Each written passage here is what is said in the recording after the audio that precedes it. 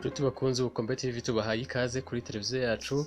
Reka tubabwire ko tugiye kubagezaho inkuru idasanzwe aho umugore witwa Kumari Nakayi w'imyaka 63 afite amano n'intoki bigera ku mubare wa 31. Ibi bikaba byateye abaturanyi be kumwita umupfumu n'umurozi.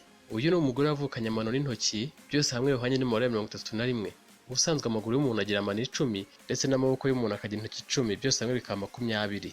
Ariko uyu mugore Kumari Nakayi yavutse afite intoki n'amano bigera ku mubare wa 31, akaba amaze ubuzima bwe bwose yihishe aho adashobora kugenda uko yiboneye kubera ko abaturanyi be babi bamwise umurozi cyangwa umupfumu. Iyi ni indwara isanzwe ikunze kurwarwa n'abantu aho umuntu avukana intoki cyangwa se amano birenze umubare usanzwe.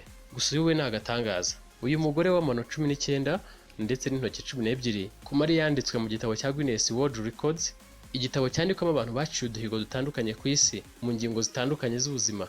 Uyu rero akaba yaranditswemo kubera ko afite intoki n'amano byinshi kurusha abandi ku isi. Gusa uyu mugore avuga ko ubuzima barimo butamworoheye kubera ko ubuzima bwose abumara yihishe atabasha kujya hanze nk'abandi kuko abaturanyi be bamunena bakamunyega bavuga ko ari umupfumu cyangwa se umurozi. Kumara avuka muri leta ya Odisha mu gihugu cy'Ubuhinde.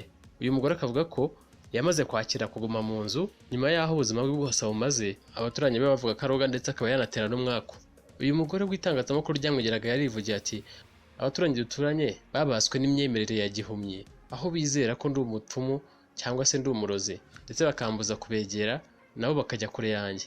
Rimwe na rimwe baza kundeba ariko ntacyo bamfasha. Rero mu myaka 63 yose maze nsabwa kuguma mu nzu nkitabwaho bitandukanye n'abandi, ibintu ntaye niteze ku baturanyi banjye.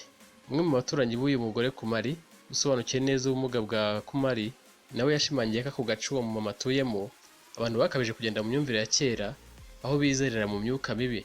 Uyu mugore yanjye mugirira impuhwe kubera ko nta nubwo yabasha kubona uko yivuza, ntabwo afite amafaranga ahagije yo kubasha kubona imiti no kwivuza bihagije, cyangwa se anabasha kurega abaturanyi be bamwita umurozi bakanamubuza kwitemberera mu muhanda.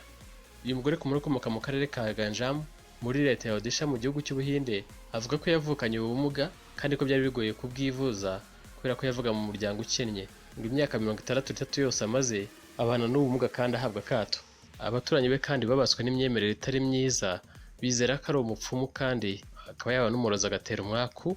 Rimwe na rimwe rero baza kumureba ariko nta kintu bamufasha, bakamusaba kujya aguma mu nzu, bakamufata bitandukanye, ibintu bimubabaza cyane kugeza ubu.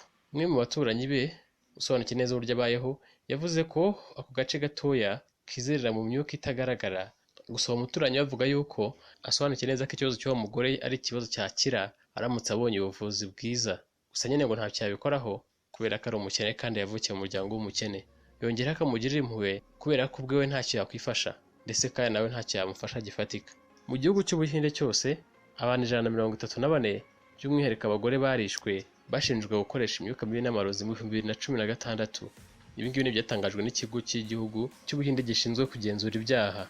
Mu bice bitandukanye by'igihugu cy'Ubuhinde kuri ubu abagore bashinjwa kuroga baricwa, bishwe n'udutsiko tw'abantu bitwa link mobs bitwikiriye kuba ari abarwanya abarozi cyangwa abahiga abarozi. Nk'uko ikinyamakuru DW News kibitangaza, leta nyinshi zo mu Buhinde zashyizeho amategeko arengera abafite ubumuga butandukanye ndetse akanarwanya abahohotera ndetse bakanabica, ariko abaharanira uburenganzira bwabo bavuga ko aya mategeko adakwiye ataboneye. Guverinoma y'Ubuhinde, abayobozi b'Ubuhinde bavuga ko bumvishe inkuru y'uyu mudamu Kumari bakamushakira icumbi ryo kubamo ndetse ngo barimo bagerageza no gukwirakwiza amakuru mu baturanyi bababwira ko ameze gutya atari uko ari umurozi cyangwa se ari umupfumu. Umuvugizi w'urwego rw'ubuyobozi mu gihugu cy'Ubuhinde avuga ko basobanukiwe neza ikibazo cy'uno mumama kandi ko bakoze ibishoboka byose ngo bamufashe ndetse ko bakomeje no kwigisha abaturanyi be kugira ngo bamwakirane urukundo n'impuhwe kuko atari umupfumu. Bakoze Ubukombe TV uretse aha mu gihugu cy'Ubuhinde no mu bihugu byacu hari aho usanga bafite ubumuga bahohoterwa mu buryo butandukanye ntibahabwe agaciro nk'abandi, kandi ibi ntabwo byari bikwiye kuko nabo ni abantu nk'abandi.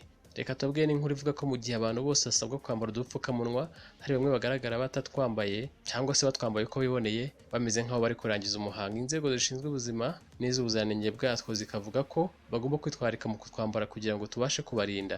Hari abamaze gusobanukirwa amabwiriza ajyanye no kwambara udupfukamunwa bakatwambara mu buryo bukwiye, mu gihe hari n'abandi batarabyumva neza. Abatarabyumva ni abatwambara munsi y'umunwa bagapfuka umunwa gusa se amazuru bakayihorera, abadukuramo bavuga ko hari igihe tubashyuhira, hakaba n'abapfukura umunwa n'amazuru mu gihe bavugira kuri telefone. gusa icyo bahurizaho ni akamaro k'agapfukamunwa mu kwirinda icyorezo cya COVID-19. Uwingeneye Beata, umuturage wo muri Nyarugenge, avuga ko umuntu aba akwiye kwitwararika ku buryo yambara agapfukamunwa kuko aribwo kamurinda icyorezo cya COVID-19. Yagize ati agapfukamunwa ni ak'umuntu ku giti cye kandi niwe ugomba kugacungira umutekano wako, nta n'undi ugomba kugakoraho. Byongeye kandi nyirako niwe ugomba kwirinda kugakoraho akagafata neza, akirinda kugenda akazamura no kukamanura. Ikindi, agapfukamunwa ntabwo ugomba kukavanamo ujya kwitaba telefone cyangwa ngo ukambara ari uko ubonye polisi, ahubwo kambare nk'ugiye kwikingira koko.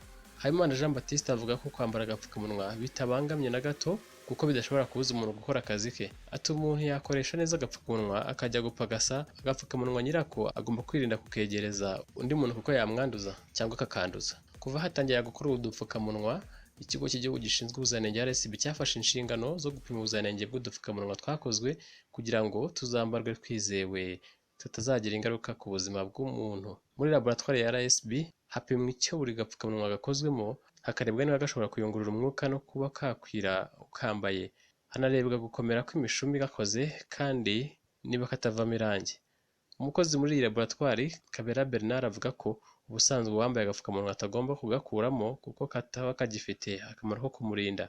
Agashimangira ko hari abashobora kugakuramo bitewe no kuba gatuma badahumeka neza, ariko agashimangira ko byaba biterwa n'uburyo gakoze, ngo kuko agakuramo ariko kamubangamiye cyangwa kadatambutsa umwuka, iki gihe rero ntacyo kaba kamumariye mu bwirinzi. Yagize ati ikindi cya kabiri ni ukumenya ibyo bagiye gukoramo udupfukamunwa nka cotton, popeline, polyester, ariko nka nylon ntabwo yemewe.